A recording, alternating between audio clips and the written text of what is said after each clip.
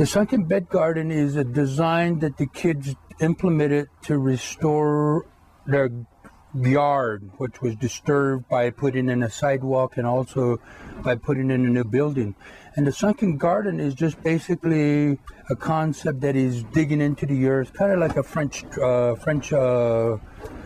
double digging techniques. The idea here is simply using the soil, but also fortifying it with stones and boulders around the edge of the garden prints, and then dropping the garden itself into the soil, where you'll have a deeper composition in terms of organic mass, but also soil retention, but also moisture retention. And this idea is basically just creating this design simply because we have other ideas that are on the ground. And the other part of this is just showing the kids, again, techniques that are available through what we're doing as far as the demonstration. Again, the sunken garden idea is kind of looking at net and pan projects, which is similar to waffle gardens. Net and pan is just basically collecting moisture and repercolating it back into the ground by allowing creating a flood, so to speak, in the garden bed that allows the roots to benefit from it, but also consumes water that we take off the roof into our garden project.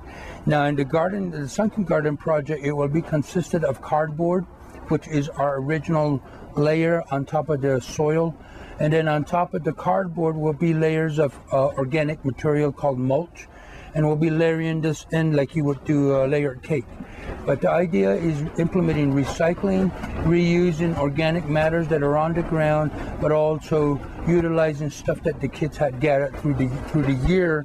And the finishing authentic growth is applying this for the kids to see, but also for parents to understand methods that are available without having to go through this monoculture practice idea, again, linear practices of farming. What we're doing is creating beds for companion benefits within the root system, so they're holding each other, and also it'll balance each other's nutritional needs because each one will complement each other's growth based on the variety of the seeds that we put in.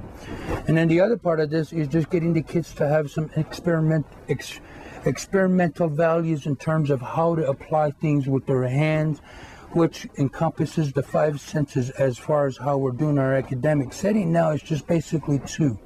So we're allowing the kids to be the dictators into their projects, but also at the end, the satisfaction is the ownership, which is what we don't implement in classroom. We don't allow kids to own their voices.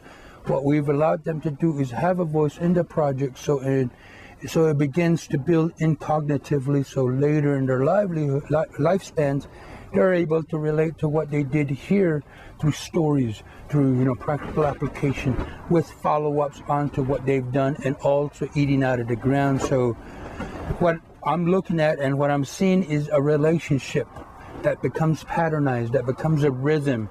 So they begin to understand the relationship to nature, which is what we were brought up with as a native person, is understanding symbiotic relationship, which is really where we're no longer looking at that. We're kind of taking our sidestep away because of the choices that are available to our kids. But on the same scale, we're losing who we are without understanding the relationship, but also going back and being the stewardship of the land. But this is just not native people. Every people on this earth. We were given this indigenous knowledge. We were given the original teaching, and what we need to do is re-implement that into our kids. So they have a product to show, but also they have a balance to relate to when they're expressing their feelings, but also their reverency to the land.